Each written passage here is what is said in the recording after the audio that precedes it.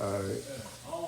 I was saying I was speaking to somebody the other day about how black men have been programmed to be one way, emotionless. Yes.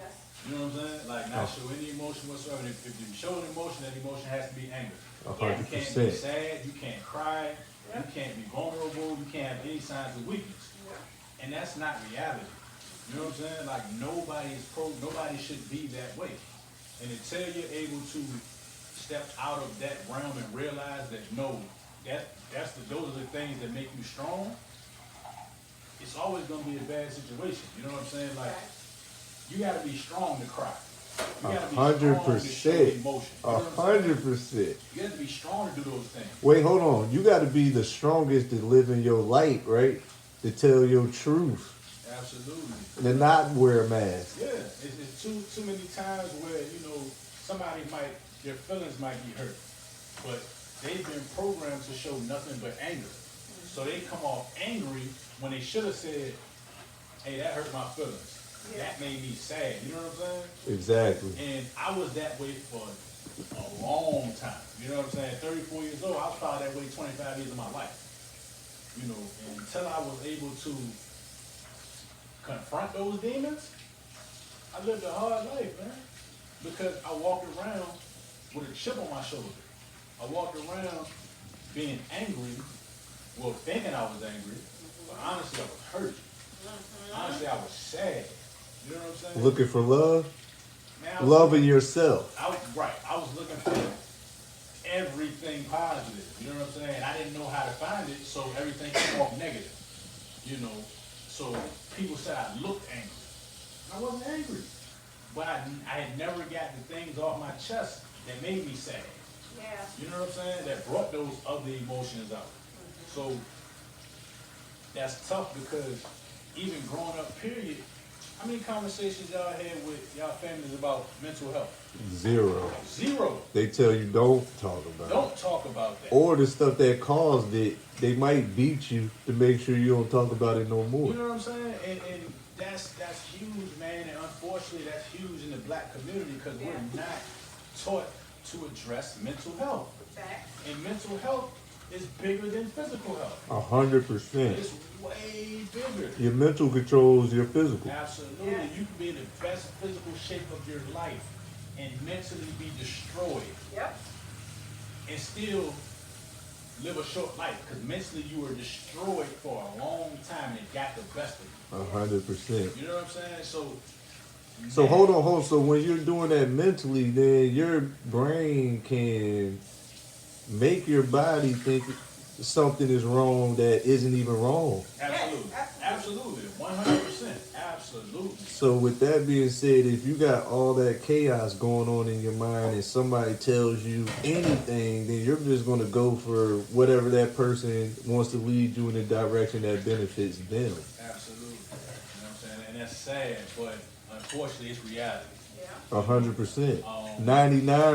You know what I'm saying? So I mean, think about it. I could go pick a stranger outside and ask them the same question. Hey, have you ever had a conversation with your kids about mental health? And the answer's gonna be no. Yeah.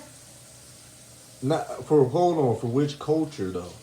Black Because people. yeah, oh, For okay, us. yeah, For us. because we are programmed to be in the chaos. Mhm. The other cultures have less chaos, so they don't have to really program. They're not experiencing the same programs. They're taught to shy away from the chaos. Yes, They're taught to embrace the chaos. but they're also shielded That too. That too. by the way their knowledge and experience is passed down because They're also shooting us like simply not being black in America. 100%. Absolutely. But will you say this? This is the thing that I want to say about the Black in America thing. I've always got in trouble. It's only been with black people, and stuff that's been done to me or negative, whatever, has always come from black. When I've got help against black people, like when you go to court or say that, you're struggling or something, or I've always had more genuine help of uplifting help from other cultures outside of black people because they kind of understand in their history, they're taught to keep close knit family. We're taught to divide and argue. And you know what? On the flip side of that, I can honestly say, in just tying back to the mental health thing, I've seen 2 therapists in my life. Now hold on. Did you what age did you see these therapists? I'm 34 now, so probably 21 and 30. All right, were they black or white? The one I saw at 21 was white, and that was the worst experience I've ever had. And okay, and why was that? Because he appeared judgmental. You know what I'm saying? So, in order to be helped by a psychiatrist, therapist, or anyone of that nature, you have to be, like you said, naked.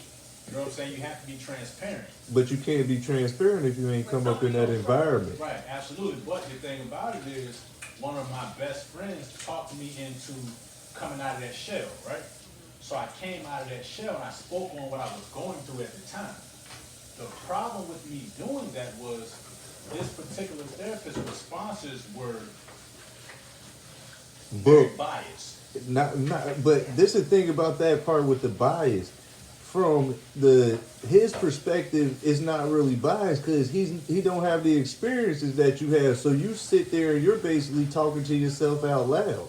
So you're paying somebody to listen to you and just say okay, because he don't understand what you're talking about. Yeah, and that's why it didn't work. You know what I'm saying? Yeah. So it was like I would say certain things and he would have facial expressions. Because it didn't resonate with him. Right, but if that's the case, it's not the job for him because you can't show those things. Yeah, but that's the problem when you have somebody who's doing this for a paycheck and somebody who doesn't understand us, that comes from our environment, that's empathetic and comes from our experience. Because if you don't have, it don't matter about what color you are. If you don't got no experience, you can't resonate or understand pain. Pain don't come with color. Pain is universal. And that goes into all types of professions. You know what I'm saying? Like, you have people that just go to school, and because they go to school and get a piece of paper, that's something that makes people think they're qualified for that position. So all right. So with that